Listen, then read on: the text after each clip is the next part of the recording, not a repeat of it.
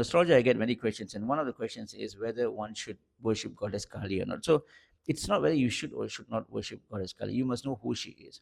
Goddess Kali removes three things: illusion, Maya, basically, your ahankara, your ego, and also your fear. So to really understand who she is, I'm going to share with you a story. This story is in chapter 8, Devi Mahatmya. You can look it up. And there is this great battle between Goddess Durga and Mahishashura. Probably you have known that. So, which is why she's also called as Mahishashur Mardini, right? So, in that fierce battle, Mahishashur sort of called a backup. So, he called this Rakta Bija. This is a very powerful demon. Yeah, Rakta is blood, Bija means seed. Basically, one of the powers that Rakta Bija has, when a blood is shed on the battlefield, each drop of the blood will grow another Rakta Bija as strong and powerful as him. So you can imagine how powerful is Rakta Bija.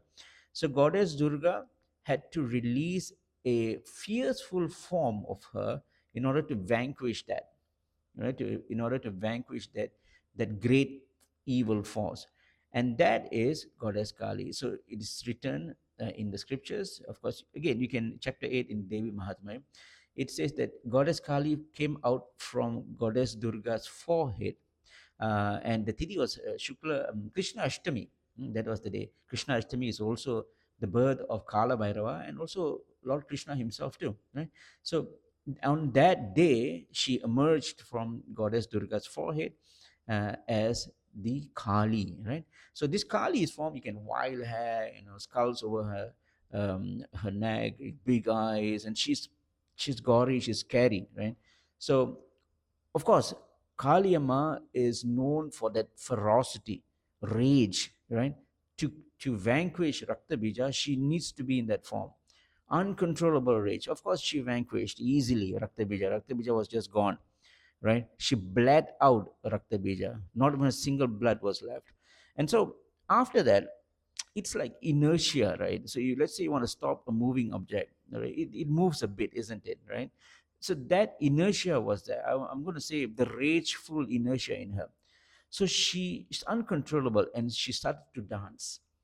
And that dance, that fearful dance, also called as Ugra Tandavam. Maybe you heard about Rudra Tandavam, Lord Shiva's dance of destruction. Just like that, Kali Amma's Ugra Tandavam shook the entire world, all three worlds, right? And everything stopped. Even time starts to stop. Even time starts to stop. So at that juncture, something needs to be done, right? And the one that took the decision to stop was Maheshwara, Lord Shiva himself. So Lord Shiva did not grow bigger than Kali. He did not go even stronger than her. No, he did not do that. He understood what was the reason. The Kali was out of rage. The only way to pacify her, to appease her, is through love. So Lord Shiva changed himself to this small, cute baby in the battlefield crying. You can imagine, it's all gaudy, it's all blood, there's total massacre. And there sits this cute little baby crying. And so the unstoppable mother actually paused for a while because she heard the crying of a baby. It's a motherly feeling. It's a motherly feeling. And again, this is a metaphor that you want to connect to Mother Kali, you need to take her as your mother, right?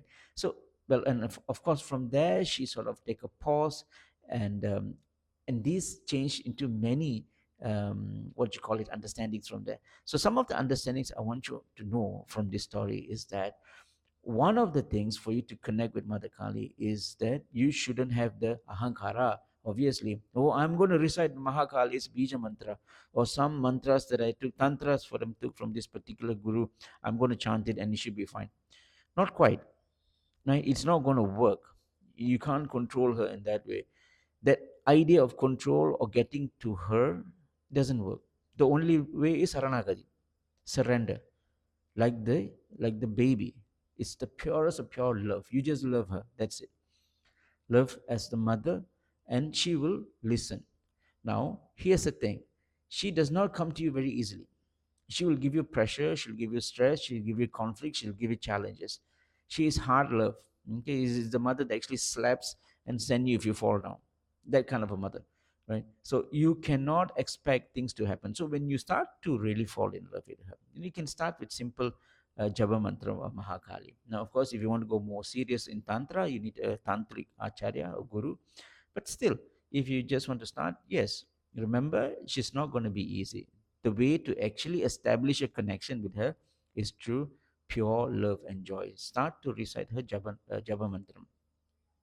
So the way it works is you will be given a lot of conflicts initially, right? But whatever that you wanted to achieve 30 years, right? It takes 30 years for you to achieve. She'll give you in 3 months. No doubt there. But get ready for the pain, for the suffering, for the hard love. She's going to be right in your face to say, okay, this is who you are. This is what you must be in order for you to change yourself. Everything else will start to fall into places. So her worship is not for the faint heart. If you have no discipline, if you are not what you call as vairagya or commitment to perform it without any destruction, then you should not even attempt her. All right, don't waste your time to attempt her. So that's a little bit about who Goddess Kali is. I hope this brings some ideas or some understanding on who she is. If you have any questions, yes, please feel free to ask. Vanakkam.